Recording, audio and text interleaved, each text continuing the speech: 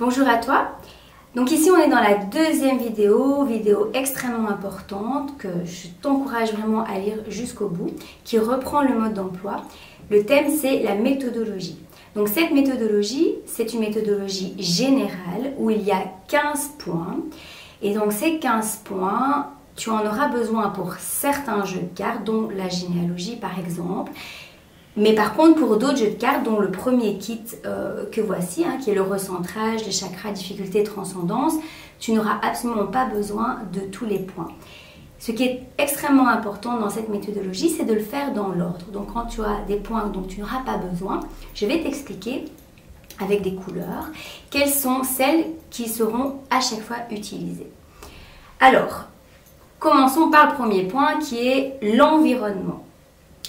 Donc, ce qui est très important, c'est que tu puisses le faire dans un environnement où tu es calme, où tu prends du temps pour toi. Et dans cet environnement, tu vas choisir un espace qui va représenter le champ quantique. Donc, je rappelle, le champ, c'est la mémoire de ton système et la connexion avec l'inconscient collectif et le subconscient de ton système. Donc, tu vas prendre du temps pour préparer de l'eau, préparer des post-it, un stylo ou un crayon. Et puis, être un peu dans un espace cocooning. Il y en a qui aiment bien allumer une bougie, mettre de l'encens, peu importe, du moment que toi, tu es dans ton espace-temps à toi et que tu ne sois pas dérangé par des sources de distraction extérieures. Dans cet environnement, quand tu auras choisi l'espace pour ton champ, donc il y a deux moyens de le faire. Soit tu utilises une table, ce qui est plus pratique avec le jeu de cartes, soit tu utilises un tapis par terre. En tout cas, ce champ, il doit être délimité de manière matérielle.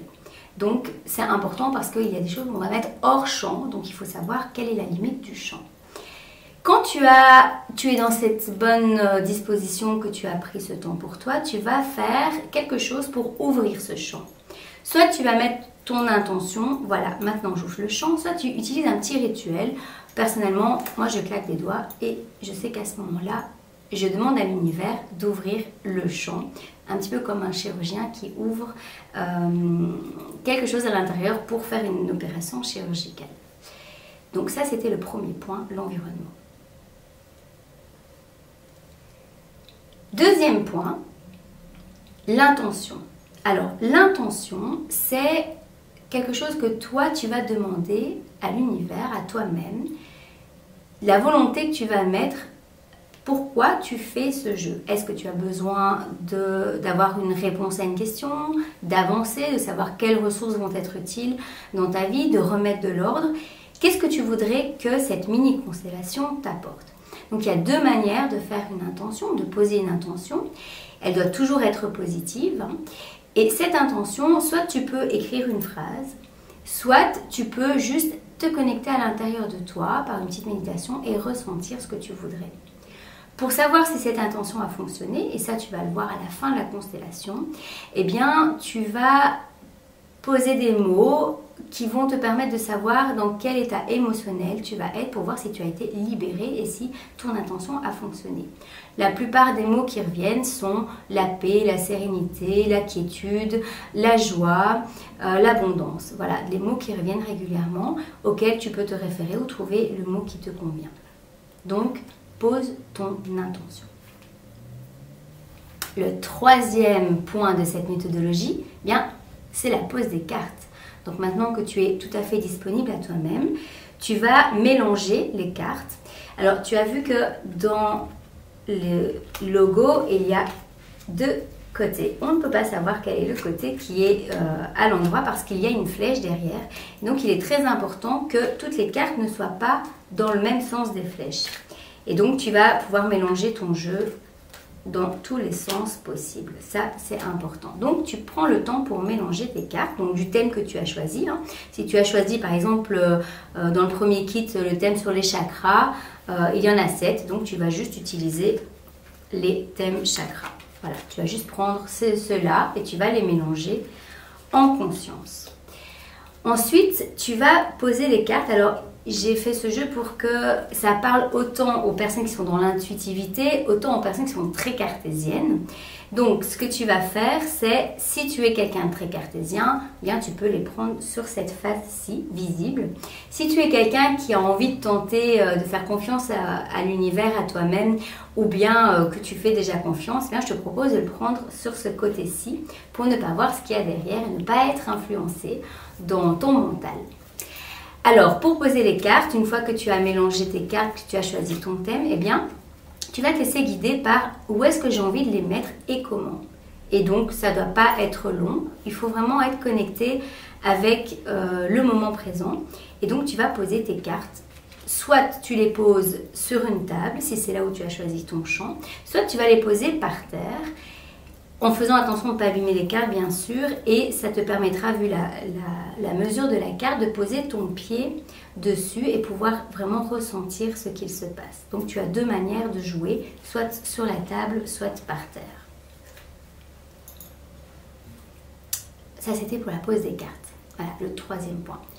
Alors maintenant, le quatrième point, qui est l'observation. Donc, de nouveau, ici, il y a deux manières de travailler. Soit tu avais laissé tes cartes ouvertes comme ceci et donc tu vas pouvoir directement observer comment sont les cartes. Là, je t'invite à poser des questions. Donc, ça se retrouve dans le mode d'emploi. Si tu as le mode d'emploi, n'hésite pas à aller regarder les questions qui sont écrites. Tu vas poser des questions toutes simples comme où est telle carte par rapport à telle carte? Où se situent les cartes l'une par rapport à l'autre? Est-ce qu'il y en a une qui est en opposition à l'autre? Est-ce que les flèches sont toutes dans le même sens? Est-ce qu'elles sont toutes dans le champ? Ça peut aussi être une indication. Est-ce qu'il y en a qui sont en dehors du champ ou est-ce que toutes sont à l'intérieur du champ? Ça, c'est juste la partie observation. Donc, si vous travaillez en mini-constellation, de toute manière, ces 4 premiers points, ils vont à chaque fois revenir régulièrement. C'est vraiment les 4 premiers points, je dirais, obligatoires de la méthodologie. Et donc, juste observer avec, je dois le dire, c'est extrêmement important, ne pas avoir de jugement. C'est-à-dire, ne pas dire « Ah, ça c'est bien » ou « Ça c'est mal ». Vous êtes juste dans l'état des lieux. C'est-à-dire, qu'est-ce qui se passe? Comment est mon système? Comment sont mes chakras? Comment sont mes émotions à ce moment-là? Comment se situe mon système familial? On est juste dans, voilà, ce sont des faits. Il n'y a rien de bien ou de mal. C'est comme ça que c'est dans le présent. Ça peut encore changer demain, mais dans le présent, c'est comme ça et apprendre à l'accueillir. Donc la partie de l'observation est extrêmement importante parce que on pourrait même s'arrêter à cette partie-ci. Rien que le fait d'observer, ça va nous permettre de comprendre des choses, de les accueillir. Et donc, dans la science quantique, l'observateur a un énorme rôle à jouer parce que en ne disant rien, juste en regardant, eh bien, avec des yeux de non-jugement, donc des yeux bienveillants, on va pouvoir apporter des changements en douceur et des changements qui seront aussi en profondeur. Donc, la partie observation, c'est quelque chose auquel vous allez revenir régulièrement lorsqu'on va passer aux autres points de la méthodologie. Donc, pour rappel, les 4 premiers points, environnement, intention, pose des cartes et observation, en gros, c'est à connaître par cœur parce que c'est ce que vous allez faire régulièrement. Le 5e point de la méthodologie, c'est l'exploration. Donc, si vous avez mis vos cartes comme ceci, vous allez pouvoir continuer ce point, aller sur chacune des cartes, pardon. Et dans chacune des cartes auxquelles vous allez explorer, je vous propose de prendre un post-it et d'écrire à côté ce que vous ressentez. Alors si vous l'avez mis dans ce côté-là, vous risquez d'être influencé. C'est pas grave, vous pouvez le faire de toute manière. Si vous l'avez mis dans cette partie-ci, les post-it vont être très utiles parce que vous allez pouvoir mettre des émoticônes et de nouveau vous poser les mêmes questions. C'est comment pour vous? Quels sont, est-ce que vous êtes stable ou instable? Est-ce que vous ressentez une émotion de joie ou de tristesse? Voilà, tout ce qui vous vient, vous allez l'écrire sur l'émoticône et vous ne serez pas influencé. Mais les deux manières de jouer sont tout à fait possibles. Donc explorer, ça veut dire aller à la rencontre de ce qui se passe à l'intérieur de vous-même, si vous êtes dans le premier kit. Dans les autres kits comme la généalogie, c'est aussi aller à la rencontre d'une autre personne, puisque vous allez être connecté en partie avec ses mémoires à elle. Et donc, ça va vous permettre de conscientiser ce qui se passe à l'intérieur des personnes pour vraiment apprendre à sortir du jugement. L'exploration va vous permettre aussi de voir quelles sont les personnes, les émotions, les croyances qui ont leur place ou pas. Et là, on est vraiment dans quelque chose d'intuitif, donc je vous encourage à écouter les premières choses qui vous viennent dans les premières secondes. Une fois qu'on rentre dans les 5, 10, 15 secondes suivantes, là, il y a en général tout le mental qui revient et tout ce qui est domestication, programmation qui revient à ce moment-là. Donc vraiment, écoutez-vous directement dans les premières phases. Alors dans cette exploration, de nouveau, on pourrait s'arrêter là. On explore, on ressent des choses et on peut dire on finit la constellation. À ce moment-là, je vous expliquerai quels sont les points importants à la fin pour clôturer la constellation. Et à chaque étape, donc ce jeu il a été vraiment conçu pour que chaque étape vous viviez des petites libérations. Et si vous arrivez à aller à la toute fin de la libération, c'est quelque chose de magnifique, mais ce n'est pas nécessaire. Dans le sens où, à chaque prise de conscience, vous allez pouvoir libérer certaines choses et la constellation, elle va pouvoir continuer dans votre vie parce que vous avez mis une conscience sur quelque chose dont vous n'aviez pas conscience avant. Donc, c'est vraiment quelque chose d'extraordinaire. Donc, voilà, la partie exploration. On passe au 6e point qui est la partie du changement. Alors vous allez voir de le dire, ça paraît très rébarbatif, mais une fois que vous allez le tester, vous allez voir ce que ça va vous apporter dans votre vie et la facilité dont vous allez pouvoir jouer avec ces cartes. Ça va aller extrêmement rapidement, mais voilà, de le dire, ça prend toujours beaucoup plus de temps. Alors le changement, donc si vous aviez vos cartes comme ceci, on va d'abord les retourner pour faire l'exploration. Après l'exploration, on va retourner les cartes avant de faire des changements. Donc, si vous avez fait l'exploration, maintenant vous êtes à la partie numéro 6 des changements. Et là, je vais vous proposer de changer les choses avec lesquelles vous n'étiez pas à l'aise. Donc, s'il y a des cartes où vous avez vu qu'il y avait de la tristesse, du mal-être, de l'instabilité, eh bien vous allez pouvoir les changer de place et de nouveau repartir sur la partie tout en haut, le 5e point, exploration. Donc, entre les changements et l'exploration, c'est quelque chose, observation, exploration, changement, c'est quelque chose qui va pouvoir se faire autant de fois qu'on veut. Et puis, si on ne le fait pas dans l'ordre, franchement, c'est pas très très grave, hein. Tout est toujours parfait quand on s'occupe de soi.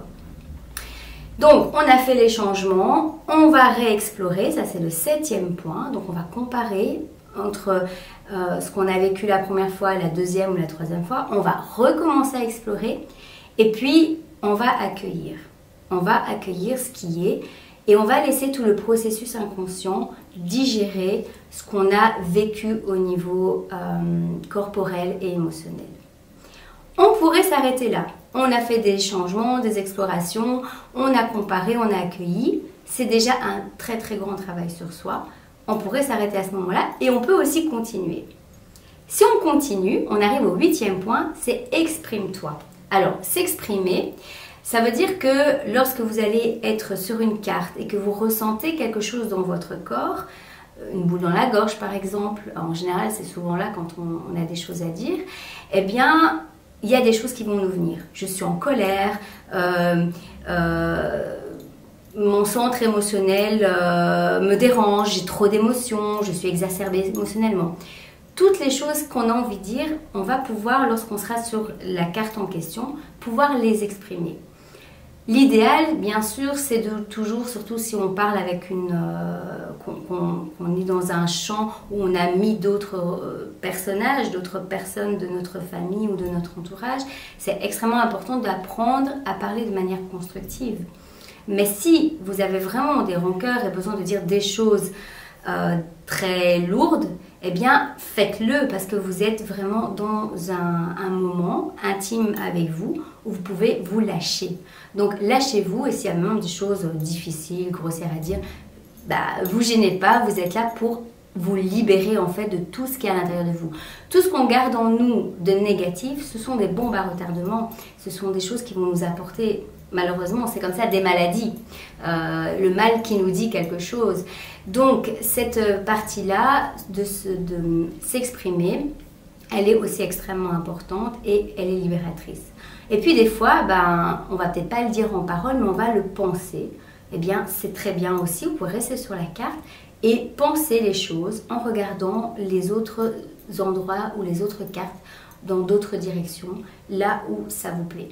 Alors, il faut savoir que les mini-constellations, comme les constellations familiales, c'est une thérapie très très intuitive.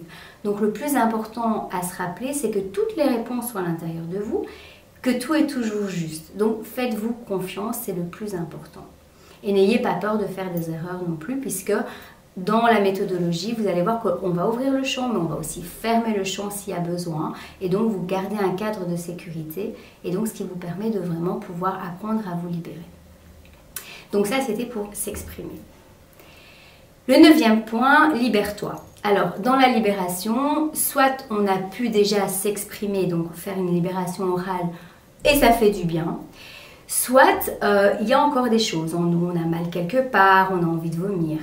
Alors, ce qui est très important, c'est de laisser venir les choses à soi. C'est-à-dire que si on a des choses qui reviennent, des digestions, des envies de vomir, qu'on doit vraiment vomir, il est important de laisser lâcher tout ça. Si on a besoin de pleurer, c'est très important. Les personnes qui viennent avec moi en groupe et qui pleurent, pour moi, c'est un moment extrême de joie parce que je sais que derrière ces pleurs, il y a toute la libération des souffrances qui se met en œuvre et je connais tout ce qui va être positif derrière. Donc, si vous avez envie de pleurer, de crier, de vomir, de roter, tout ce que vous avez envie de faire, tout ce qui peut sortir de vous, c'est très important de pouvoir vous donner cette autorisation de le faire. Peut-être que la première fois, ça ne viendra pas ou qu'il n'y aura pas besoin. Et peut-être que petit à petit, vous allez vous donner des permissions pour vous libérer. Surtout que vous pouvez la majorité du temps être seul. Donc ça, c'est vraiment quelque chose de précieux. Alors, la libération, elle se fait au niveau corporel, au niveau émotionnel, au niveau, comme je l'ai dit avant, de l'expression dans les phrases, mais elle peut se faire aussi en nettoyant son aura. Et donc, si par exemple, vous ressentez que vous portez des choses, vous avez les épaules lourdes, vous sentez que vous avez mal au dos, profitez de ce moment-là, c'est tout à fait opportun, pour nettoyer votre aura. Donc, vous prenez à partir d'en haut jusqu'en bas, vous faites comme si vous enleviez un vêtement ou si vous passiez autour de vous une lumière ou de l'eau. Et vous allez avec vos mains, je vais vous montrer, avec vos mains, vous allez enlever comme ceci, mais sur la carte. Donc vous allez nettoyer tout votre aura, surtout là où vous avez mal, et vous allez frotter avec vos mains tout ce qui vous colle à la peau. Et vous allez le déposer sur la carte et ainsi pouvoir vous libérer. Vous pouvez le faire 2 à 3 fois ou autant de fois que nécessaire. Ça peut seulement, entre guillemets, ce qui est déjà énorme, soulager comme partir tout à fait. Des fois, il faudra faire d'autres choses pour que ça s'en aille tout à fait, mais déjà soulager, ça peut être quelque chose, une voie en tout cas de libération qui va se mettre en place pour la suite de votre travail. Donc cette libération, on arrive là déjà à quelque chose de très libératoire. Donc si vous arrivez jusque là, c'est aussi magnifique. Comme je l'ai expliqué, chaque étape, ce sont des mini-libérations. Donc n'hésitez pas, si vous avez envie de vous arrêter à ce moment-là, c'est très très bien et c'est parfait.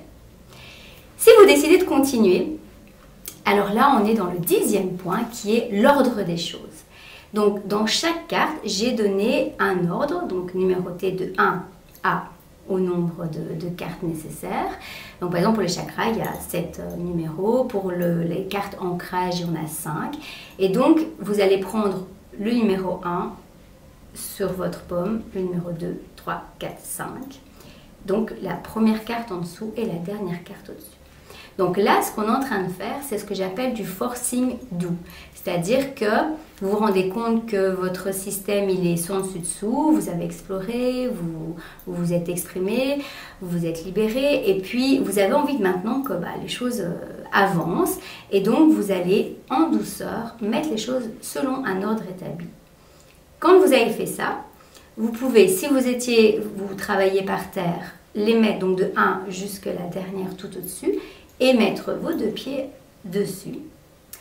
Et si c'était sur la table, vous mettez vos 2 doigts sur vos 2 doigts ou votre main sur le tas de jeux de cartes qui est dans l'ordre. Ça, c'est un exercice qui est extrêmement puissant que j'ai pu donner à plusieurs personnes, qui va vous permettre en fait, donc dans le premier kit par exemple, de vous aligner et si on parle de la généalogie, eh bien de pouvoir avoir à l'intérieur de vous de nouveaux repères. Donc c'est tout à fait possible qu'en faisant cela, vous ayez un petit peu des vertiges parce que en fait votre énergie, toutes vos énergies sont en train d'être mis en place, donc ça fait un chaos. Ce que moi j'explique, c'est que, ça vous l'avez dans le mode d'emploi aussi, c'est que quand on fait des changements dans le système, qui est dans un chaos déjà de base, sinon on ne ferait pas de changement, on va recréer un certain chaos pour pouvoir remettre de l'ordre. Et donc c'est normal qu'on soit déstabilisé. Donc vous inquiétez pas, si vous avez la tête qui tourne ou quoi, c'est même très bon signe à ce moment-là, dans cette méthodologie au niveau du point numéro 10, donc dans l'ordre des choses. Si quand vous le faites, vous vous sentez pas bien, donc pas confondre l'inconfort et le mal-être. L'inconfort, comme j'expliquais, c'est un changement de repère et c'est temporaire.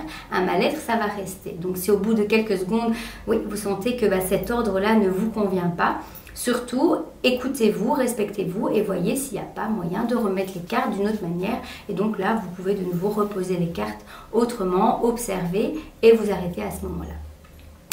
Si vous avez mis de l'ordre des choses et que tout est très bien, alors vous allez vous enregistrer. Avant cela, j'ai mis un 11e point qui s'appelle sortir des représentations. Alors, c'est un point où on va pouvoir un petit peu jongler avec, mais qu'il faudra absolument faire, surtout si vous représentez quelque chose qui ne fait pas partie de votre système intérieur. Donc dans le premier kit, il n'y a pas de souci, mais dans le kit généalogie, si vous avez représenté votre père, ce sera important d'apprendre à sortir de la représentation.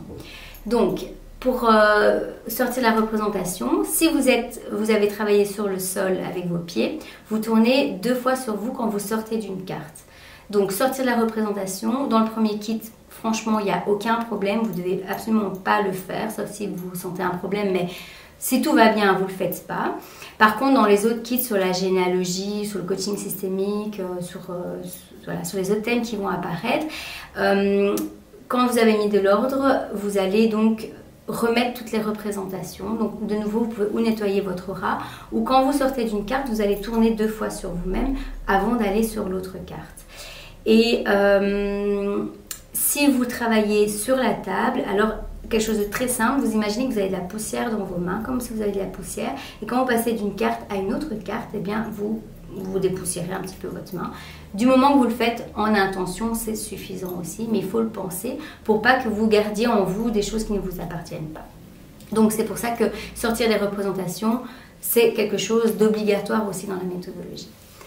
Donc, quand, si besoin, vous êtes sorti des représentations, vous avez mis de l'ordre des choses, là maintenant vous enregistrez. Donc, pour s'enregistrer, ce qui est très important, c'est que vous devez être bien. Si vous sentez un mal-être, si vous sentez qu'il y a quelque chose qui n'est pas juste, ne vous enregistrez pas. Vous pouvez retourner à poser les cartes, j'observe, j'explore, je change, je m'exprime, je me libère. Et remettre de l'ordre d'une autre manière, mais ne vous enregistrez que quand vous avez, et c'est là où on revient sur le premier point, ou le deuxième point sur l'intention, où je vous avais proposé d'avoir des mots qui vont être un ancrage sur est-ce que cette mini-constellation m'a apporté, est-ce que vous êtes dans la paix, dans la joie, dans la bienveillance, est-ce que vous êtes libéré, est-ce que le mot qui est important pour vous, vous le vivez. Si c'est le cas, alors à ce moment-là, vous enregistrez. C'est-à-dire que vous allez vous mettre donc debout sur les cartes ou la main sur la carte si vous êtes sur la table. Vous allez fermer les yeux pendant 1 minute et vous allez absorber en fait tous les bienfaits que vous avez vécus pendant cette mini-constellation. Donc pendant 1 minute, vous allez vous centrer sur tout le positif. Cet enregistrement-là, ça va vous permettre de continuer le travail après celui que vous êtes en train de faire. Donc ce point, on ne l'utilise que si on a été dans la libération totale. Le 13e point, apprendre à se remercier et à reconnaître le collectif. Donc, vous remercier pour le travail que vous avez fait, donc vous soyez dans la gratitude, et puis soyez dans la gratitude par rapport à tout ce que les personnes de votre entourage dans l'aide que vous avez pu avoir, que ce soit peut-être par la connaissance de ce jeu, peut-être par les personnages que vous avez représentés si vous êtes dans le kit généalogie avec les grands-parents, avec les formateurs. Voilà, tout ce qui a fait sens pour vous, c'est très important d'être dans la gratitude. Alors à vous de voir si vous avez envie de dire merci. Vous pouvez même piocher la carte du premier kit qui est gratitude et mettre votre main dessus ou la mettre sur le cœur si ça vous fait du bien. 14e point, qui est optionnel, c'est fermer le champ. Donc, c'est-à-dire qu'on a ouvert comme un chirurgien. Si on sent qu'il y a des choses qui n'étaient pas justes, qu'on a un manque de confiance en soi ou qu'on a eu des peurs ou que ça ne s'est pas passé comme on le voulait, normalement, il n'y a pas de problème, mais voilà, ça pourrait arriver. Alors, n'hésitez pas à fermer le champ. De la même manière que l'ouvrir, on peut claquer des doigts en ayant l'intention de fermer le champ. Donc pour ma part, je ne ferme pas le champ parce que je sais que les énergies vont continuer. Mais voilà, comme je le dis, si vous vous sentez en insécurité, c'est très important de pouvoir le faire à ce moment-là. Et le dernier point, le 15e, très très facile, boire, boire, boire. Donc buvez bien sûr de l'eau tout de suite après la mini-constellation et dans la journée, le lendemain et le surlendemain, pensez à boire un peu plus que d'habitude pour pouvoir évacuer les toxines et permettre à ce que cette libération se fasse du mieux possible. Si vous ne buvez pas, c'est pas la fin du monde, il y a juste que vous allez être extrêmement fatigué. Alors si vous êtes extrêmement fatigué, va peut-être poser votre question, est-ce que j'ai bu assez par rapport au travail énergétique que j'ai fait? Voilà, donc pour résumer la méthodologie, dans ces 15 points qu'on va vous mettre sur le côté, il y a 4 premiers qui sont toujours à utiliser, c'est l'environnement, l'intention, la pose des cartes et l'observation. Le 11e, sortir de ces représentations s'il y a un besoin de le faire pendant la constellation ou à la toute fin. C'est extrêmement important de le faire.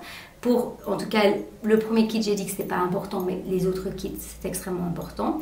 Et alors le 13, 14 et 15, se remercier, fermer le champ si on en a besoin et boire. Tout ça, c'est vraiment la clôture. Donc on ouvre, on ferme. Voilà. On se dit à bientôt pour des petites vidéos beaucoup plus courtes, thème par thème. Et je vous souhaite beaucoup de plaisir dans le travail pour vous-même. N'hésitez pas à mettre des commentaires sous la vidéo ou à me poser des questions via le site www.yenor.be. À tout bientôt.